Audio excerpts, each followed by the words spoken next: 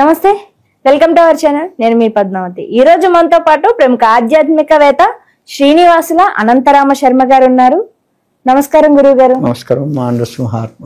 గురువు గారు, వైశాఖ మాసంలో నరసింహస్వామి జయంతి అని అంటున్నారు. అయితే ఈ రోజు విశేషంగా గుడిలో మనకి పూజలు అనేవి చేస్తారు, కానీ ఇంట్లోనే ప్రతి ఒక్క గృహిణి కూడా ఇంట్లోనే ఉండి విశేషంగా పూజించాలి స్వామి వారిని అనుకుంటే గనక ఎలా పూజలు చేయాలంటారు అసలు? సత్యజ్ఞానస్క స్వరూపమం క్షీరాబ్ది మధ్య స్థితం యోగారూఢమతి ప్రసన్నవదనం భూషా సహస్రోజ్వలం శంఖం చక్ర వినాకాశ భయవరాన్ బిభ్రాణమర్కత్వం చిత్రీభూత ఫణేంద్రమిందుధవలం లక్ష్మీనృసింహం భజే. ముందుగా అందరికీ నరసింహ జయంతి శుభాకాంక్షలు. ఇక్కడ నరసింహస్వామి వారి అవతారమే ఒక విచిత్రమైనటువంటి అవతారం. నారసింహస్వామి అక్కడ సింహము ముఖంతో మనిషి శరీరంతో ఉన్నటువంటి స్వామివారు.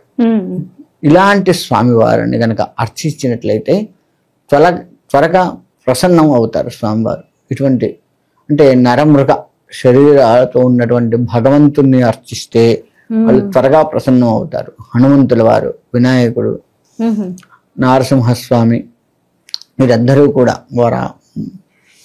ఇలా ఉన్నటువంటి దేవుళ్ళు, హయగ్రీవుడు, ఇటువంటి దేవుళ్ళందరూ కూడాను మృగాకారము మానవాకారము ధరించి ఉన్నటువంటి భగవంతుడు. వీళ్ళని ఆరాధించినట్లయితే తప్పకుండా ప్రసన్నం అవుతూ ఉంటారు. ఈ నరసింహస్వామికి క్షిప్రప్రసాదుడు అని ఒక పేరు ఉంది. అంటే త్వరగా అనుగ్రహించేటువంటి దేవుళ్ళల్లో ఈయన ప్రథమం అయినటువంటి వాడు. అతి త్వరగా క్షిప్రప్రసాదుడు అంటే ఏంటంటే త్వరగా, అతి త్వరగా అనుగ్రహించేటువంటి భగవంతుడు అని పేరు. అటువంటి స్వామివారు. అయితే మరి నరసింహస్వామి అనగానే మనకు సింహావతారం ఎందుకు తీసుకోవాలి స్వామివారు? ఎన్నో రకాల క్రూర జంతువులు ఉన్నాయి. పులి కూడా ఉంది, చిరుత పులి, అతి చెట్లు పుట్టలు కూడా ఎక్కగలడు. మరి అలా అంతకంటే భయంకరమైన క్రూరమైన జంతువులు కూడా ఉన్నాయి. మరి ఈ అవతారాన్ని, ఈ సింహం యొక్క ముఖాన్ని ఎందుకు తీసుకున్నాడు అనేది చాలా మందికి రెండు విధాలుగా చెప్తూ ఉంటారు తెలియక. ఏంటయ్యా అంటే, ఒక విధం ఏంటయ్యా అంటే, సింహము అడవికి రాజు కాబట్టి అలా తీసుకున్నాడు అని చెప్తారు. కానీ అసలు కథ అది కాదు. ఇతరత్ర జంతువులు, ఉదాహరణకి పులి తీసుకుందాం. పులికి ఆకలి అయితే చుట్టూనికి ఏది కనపడితే దాన్ని సంహరించి వేస్తుంది. సంహరించి అక్కడ పక్కకు పెట్టుకుంటుంది. ఎక్కువగా ఆకలైనా సరే పెద్ద జంతువు కోసం చూస్తూ కనపడ్డ ప్రతి జంతువుని పులి వేటాడుతూ చంపి పక్కకు పడేస్తుంటుంది. కానీ సింహం అలా కాదు. తనకు ఎంత ఆకలైందో అంత జంతువునే టార్గెట్ చేసుకుంటుంది. తన ఆకలి తీవ్రతను బట్టి, తన ఆకలి ఎంత జంతువుని వేటాడితే ఆకలి తీరుతుందో అంతే. అంతకంటే ఎక్కువ వచ్చిన జంతువుని చూడదు, తక్కువ ఉన్న జంతువుని చూడదు. తన కళ్ళ ముందు తిరుగుతున్నా సరే అలా ఉండిపోతుందే తప్ప వేటాడదు. అలా చంపి వృధాగా పడేయదు. ఇక్కడ మరి సింహం అవతారం స్వామివారు తీసుకున్నాడు. మరి స్వామివారు వచ్చింది దేని గురించి? టార్గెట్ హిరణ్యకశిపుని చంపాలి. ఆయన అవతారం యొక్క విశిష్టతే హిరణ్యకశిపుని చంపాలి. హిరణ్యకశిపుని ఆయన ఒకవేళ పులి తీసుకున్నాడే అనుకున్నాం. చుట్టూ దేవతలు కూడా ఉంటారు కదా. ఆయన అవతరించినప్పుడు చుట్టూ దేవతలు, ప్రహ్లాదుడు అందరూ ఉన్నారు. ప్రతి వాళ్ళని సంహరించే పనే చేస్తాడు.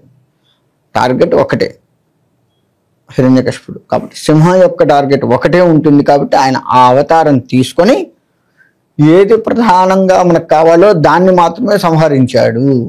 అందుకని సింహం అవతారం తీసుకున్నాడు.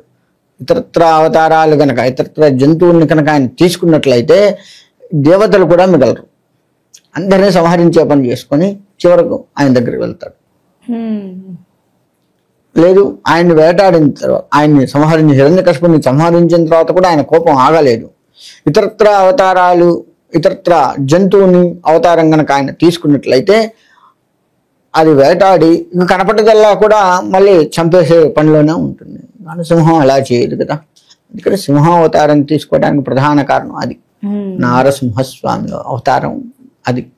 ఇక్కడ స్వామివారిని కనుక మనము జపించినట్లయితే, స్వామివారిని ఆరాధించినట్లయితే తప్పకుండా మనకి శత్రు సంహరణ జరుగుతుంది.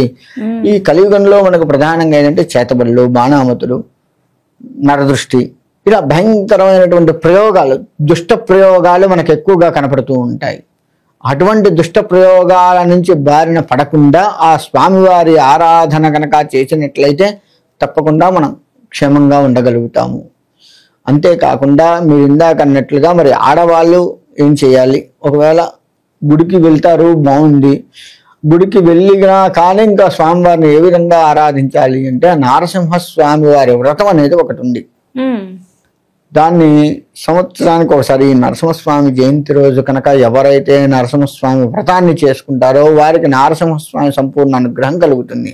ఆ విధానం కూడా కొంత విడిగా ప్రత్యేకంగా ఉంటూ ఉంది. ఆ వ్రతం చేయలేని వారు ఎవరైతే ఉన్నారో చేసేవారి దగ్గరికి వెళ్ళి ఆ వ్రతం అయిందాకా ఉండి స్వామివారి అక్షంతలు శిరస్సును ధరించి స్వామివారి తీర్థప్రసాదాలు స్వీకరించినా కానీ ఆ వ్రతం చేసిన వాడికి ఎంత పుణ్యం అయితే వస్తుందో, స్వామివారి ఎంత అనుగ్రహం అయితే కలుగుతుందో, ఇది చూసిన వారికి కూడా ఆ విధంగానే స్వామివారి అనుగ్రహం కలిగి ఆ పుణ్యం చేకూరుతుంది.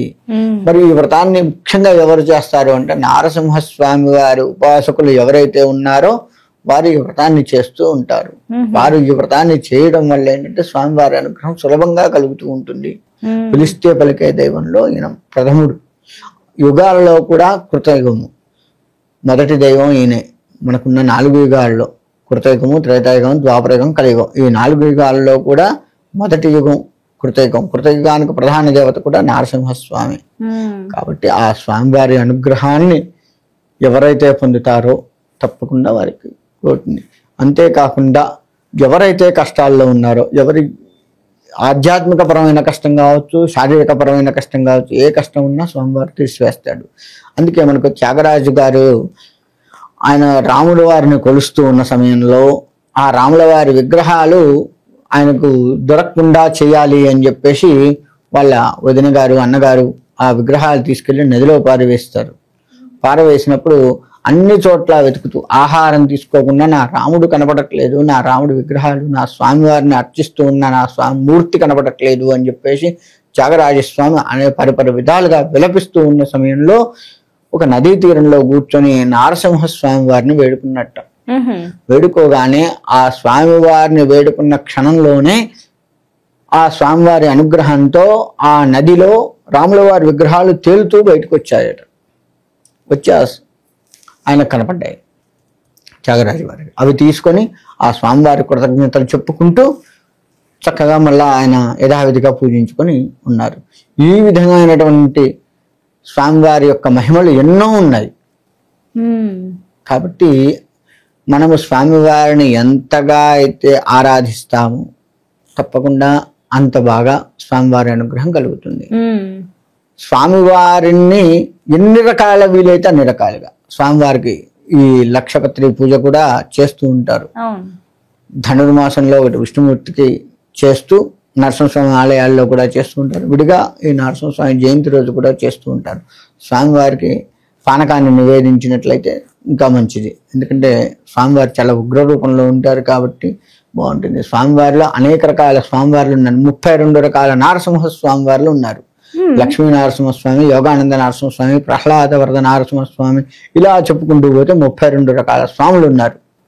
అలా స్వామివారిని ఆరాధించడం వల్ల యోగము మనకు పూర్వజన్మలో ఏ యోగం అయితే ఉందో ఆ యోగాన్ని ఇప్పటికే మనకి ఉంచేటట్టుగా, పూర్వజన్మ యొక్క పుణ్యకృతం వల్ల ఒక దేవతని దర్శించే యోగం మనకు కలిగింది. ఆ యోగాన్ని ఎప్పటికీ కూడాను మనకి ఉండేట్లుతాడు.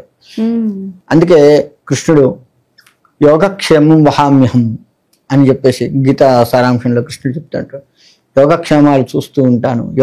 యోగక్షేమ అంటే బాగోగులు అని చెప్తూ ఉంటారు, కానీ అది కాదు.